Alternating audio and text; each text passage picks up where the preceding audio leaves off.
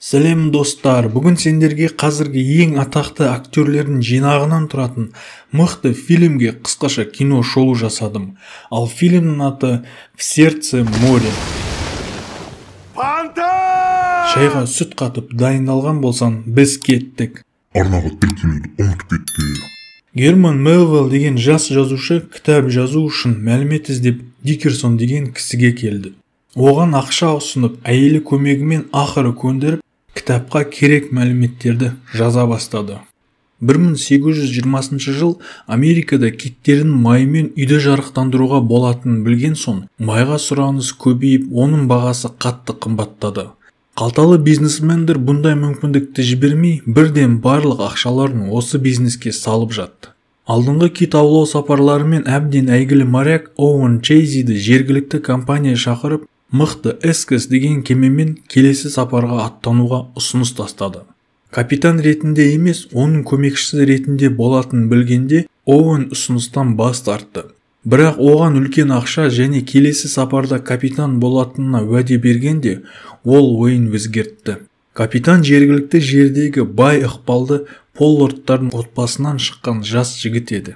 Әдетте кит аулау сапарлары кемінде 2-3 жылға созылушы еді. Сондықтан жүкті әйел Оуэнді қимай қайта оралуға уәде бер деп, оның мойнына талисман ілді. Барлығы жиналып, оларды ұзақ сапарға шығарып салды. Оқиғаны баяндаушы Дикерсон сол кезде 14 жастағы бала еді. Бұл оның суға бірінші рет шығып жатқан сапары. Капитан үлкен кемемен кит аулау тәжірибесі өте аз еді, сондықтан бүкіл команда оған қатты күмәнданды. Суға шыға салып, кеменің бір желкені ашылмай қалып, команда оны түзете алмағанда, Оуэн мастер-класс көрсетіп, жылдам өрмелеп шығып, желкен арқанын кесіп тастады да, кеме шексіздікке созылған басқа әлемге ұша жөнелді. Кешкі ас үстінде капитан әдепсіздік танытып, Оуэннің төмен жағдайлы отбасынан шыққанын және әкесінің сотталғанын айтып, оның намысына тиді. Оуэн кетіп қалып, командасына келіп, оларды желкенмен болған қателіктері үшін бір сөгіп алды. Теңіз ауруымен қиналып жатқан Дикерсонмен де осы жерде ерекше бір танысты. Жолда капитан Оуэннің қарсылығына қарамастан, қосымша желкендерді ашып, жылдамдық алу керегіне бұйрық берді де, олар бірден үлкен дауылға жолықты. Оуэн дауылды айналып өтейік десе де, капитан көнбей, дәл дауылға қарай бет алыңдар деп бұйрық берді. Кеме қап-қара түнекке кірді. Қатты соққан жел үлкен толқындарды әкеп, дәл кеменің бортына ұра бастады.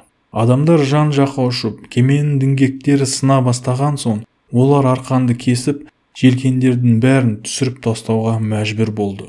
Кейінірек капитан Оуэнді өзіне шақырып, қайттан өзінің текті фамилиясын айтып, болған оқиға үшін оны кінәлап, жағаға келгенде сот алдында жауап беретіндігін ескертті. Бірақ олар жағаға оралмады да, сапарлардың 3-ші айында бірінші рет киттерді жолықтырып деп айқайлады. Қайықтарға отырып кит аулау басталды. Дельфиндердің қасынан өтіп барып, киттердің ішінен ең үлкенін таңдап, Оуэн оған гарпунды тура қадады. Алпауыт кит арқанды жұлып, қайықты өзімен бірге әкете бастады. Біраз жүзіп, балық тереңге қарай бет алып, арқанды тауыса бастады. Команда қосымша арқан беріп, олды таусылуға аз қалғанда, кит жүзуін тоқтатып, судың бетіне шықты. Киттік кемеге байлап, оны тазалап, майын ала бастады. Киттің басын тесіп, кішкентай тесік арқылы, ең денесі арығы Дикерсонды ішіне кіргізіп, барлық майын тауысты. Бұл киттан 47 бөшке май шықты. Бірақ біздің бақытымыз ұзаққа созылмады деп Дикерсон әңгімесін жалғастырды. Киттер мүлдем кездеспей, олар тынық мұхитқа қарай аттанды. Кеменің қоймасы түксіз болып, Оуэн мен капитанның қарым-қатынасы қатты нашарлап кетті. Капитан команданың бетіне қарай алмай, каютасынан мүлдем шықпады. Сөйтіп олар Эквадорға дейін жетті. Ол жерде дем алып, итальяндық кит аулаушы кеменің капитанымен жолығып сөйлесті. Капитан оларға адам сенгісіз оқиға туралы баяндап берді. Тынық мұхитында экватор бойымен 1000 лиг жеткенде үлкен киттер үйіріне жолықтық. Онда жүздеген алып киттер жүзіп жүрді. Bir күнде 3000 бөшке май толтыруға болар еді. Бірақ арасында алпауыт, басы ала кит оларды бізге аулатпады. 6 адамды өлтіріп, қайықтарымызды сындырды. Дегенде жігіттер оның сөзін күлкі қылды. Ашкөздер сол жерге аттанып кетті. Сапардың 14-ші айында команда үлкен киттер үйіріне кезікті. Қайықтар суға түсіріп аңшылық басталды. Онда жүздеген киттер жан-жақтан үлкен құйрықтарымен суды жарып жүзіп жүрді. Бірақ кенеттен бір нәрсе қайықты қатты қозғап қалды да, артынан үлкен құйрығымен қайықты аударып тастады. Бұлар қайықты кемеге әкеліп жөндеп жатқанда, ал бала кашалот қайыққа қарай жылдамдық алып, оны соққылай бастады. Оуэн ең үлкен гарпун алып, оның көзінің түбіне қадап алғанда, кит терең батып, арқанмен бүкіл кемені талқандап тастады. Кеме суға бата бастаған соң, капитан қажетті заттарды қайықтарға жылдам жинауына бұйрық берді. Команда үлгергенше су, тамақ, керек жарақтарды салып жатқанда, майлар өртеніп, кеме жана бастады. Олар ары жүзіп кетіп, өкініш пен үйірге толған жүрекпен кемеге соңғы рет көз салды. Ендігі басты мәселе су мен тамақты бәріне жеткізіп, жағаға қалай болса да жету. 12 күн өткен соң, есептеулері бойынша бір орында тұрғандары белгілі болды. Тамақ пен су күннен күнге азайып жатыр. Омен қоса дауылдар мен үлкен толқындар адамдарды одан бетер ауыр жағдайға түсіруде. Ал Моби Дик бұның бәрін бақылап, аңдып жүр. Ары қарай қарт ауыр әңгімені жалғастыра алмады.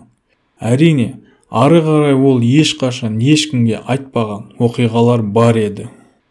Бірақ Герман Мелвилл оған жалынып жатып, өзінің өмірлік сырын айтқанда, Дикерсон әңгімесін жалғастырды. Күндік тамақтары тек бір жұтым нан ғана болып қалғанда, олар жақыннан жерді көрді. Бірақ кенеттен Моби Дик шабуылдап, қайықтарының тас талқанын шығарып, кейбіреулерін өлтірді. Олар есеңгіреген күйі жағаға шықты. Бұл жерде қатты қуанатындай жағдай болмады. Өйткені аралда адам тұрмай, ол жерде еш нәрсе өспейтін болып шықты. Барлық тапқан, ұстаған нәрселерін жей бастады да, бір үңгірден аштан өлген көп адамдардың сүйектерін тауып алды. Бұл жерде қалсақ тірі қалуға мүмкіндік көбеймейтіндігін түсініп, команда қайтып суға шығуға дайындалды. Қайықтарын жөндеп, суға шыққанда, кейбіреулері осында қаламыз деп шешті. Үмітсіз шайтан, бірақ суға шығу дұрыс шешім болды ма? 48-ші күні олардың қайықтары бөлініп кетіп, бір-бірін таппай қалды. Оуэннің қайығында бір адам қайтыс болды. Оны суға тастайын деп жатқанда, Оуэн, моряк өзіне керек нәрсені ешқашан суға тастамайды, деп оған аш көзбен тұспалдап қарады. Иә, біз оны жедік, деп Дикерсон өмірі ешкімге айтпаған жүрегіндегі ауыр құпияны Германға ашып берді. 71-ші күні капитанның қайығында жребий тасталды. Келесі кім атылатынын шешіп жатқанда, жребий капитанға түсіп, бірақ оны ата алмай, әлсіз туысқан інісі өзін атып тастады. Кейінірек капитан мен Оуэннің қайықтары кездесіп қалғанда, Моби Дик оларға қайттан шабуылдап, сәті келгенде ішінде бір өзгеріс болған Оуэн Моби Диктің көзіне тіке қарап, гарпунды лақтыра алмай қалды. Кейін олардың қайықтарын су қайттан жан-жаққа айдап әкетті. Өлімге бір қадам ғана жақындап қалғанда, капитанның қайығын кездейсоқ бір кеме тауып алды. Ішінде адам сүйектерінің арасында төгі қалмай арықтап, жүнжіп кеткен адамдарды көріп, барлығы шошып, шоқына бастады. 90-ші күні Оуэннің қайығы аспанда ұшып жүрген шағалаларды байқап, алыстан бұлдырап жерді көрді. Ол Чилидің жағалауы еді. Бұларға тамақ беріп, күтіп, басқа корабльге отырғызып жіберді. Үйлеріне тек 3 ай өткен соң ғана оралған байқұстарды барлығы күтіп алды. Оуэн бірінші рет өзінің қызын көріп, жылы құшақтап бетінен сүйді. Үйіне жетпей жатып компания басшыларды оларды алдыртып, Оуэн мен капитанға ескертпе жасалды. Компания беделін түсірмеу үшін және келесі кит аулаушыларды қорқытпау үшін кемені саяз жердегі жарға тесіп алып, ол жерде команда батып кетті деп айтасыңдар деді. Өлімнің аузынан қалған, каннибализммен айналысқан, жақын достарын жоғалтқан Оуэн олармен келіспей кетіп қалды. Ертесіне комиссия жиналып, капитанның сапарлары туралы сұрақ қойғанда, ол Эссексті ақ алып кит альбинос шабуылдап суға батырды деп барлық шындығын айтып, залдан шығып кетті. Кейінірек капитан тағы да мұхитқа шығып, Моби Дикті іздеп, бірақ таппай кемесін саяз суға жарып алған. Одан кейін суға шығуды қойған. Ал Оуэн Чейз бірден әлгі аралға кеме жібертіп, ол жердегі адамдарды құтқартты. Кейін өзінің жеке сауда кемесінде капитан болып ұзақ өмір сүрді. Деп Дикерсон өз әңгімесін бітірді. Герман Мелвилл 1850 жылы өзінің шығармасын бітіріп, бүкіл әлемге әйгілі кітап біздің уақытқа дейін Моби Дик деген атпен танылды. Осымен фильм аяқталды. Қалай ойлайсыңдар, тірі қалған жігіттерді каннибализм үшін айыптауға бола ма әлде жоқ па? Жазып кетіңіздер достар. Жігіттер мен қыздар, қалай, фильм сендерге ұнады ма? Егер ұнаса, арнаға тіркеліп лайк басып кетіңіздер. Достар, менің видеоларымды көретін адамдардың 99%-ы арнаға тіркелмеген кісілер екен. Сондықтан арнаға тіркеліп кетсеңіздер мен үшін үлкен көмек болар еді. Тіркеліп кетші бауырым. Келесі видеода кездескенше.